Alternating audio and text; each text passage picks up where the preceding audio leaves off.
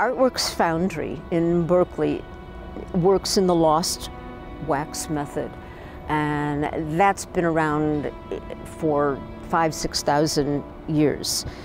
Once I bring my finished piece, or at least finished from my point of view, to the foundry, then all these people with specialized skills take over. The first thing that happens is that they pour a silicone rubber mold over my original. And the reason they do that is so that I won't lose the original. This is called the indirect wax method. Another wax positive is poured in the silicone rubber mold, and that's what will be used in the actual casting process. So I get to look at that second wax positive and make any adjustments that I want to make, and then it goes through, it goes off to be cast.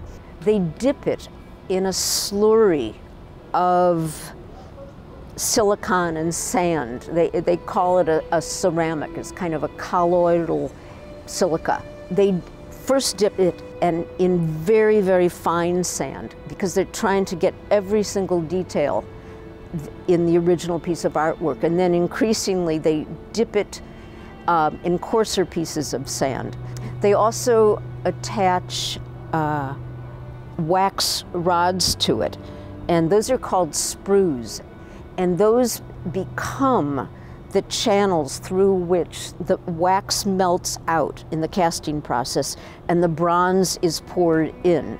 And that's why it's called the lost wax method. So once they've got this thickened silica quartz covering all the thing over the original piece, which is called the investment, and they've got the sprues attached. The wax sculpture looks nothing like it was in the beginning. It looks like a strange sort of musical instrument or the rib cage of an unknown animal. Then the investment goes off to be cast. And the process there is that bronze ingots are melted in a crucible in a furnace.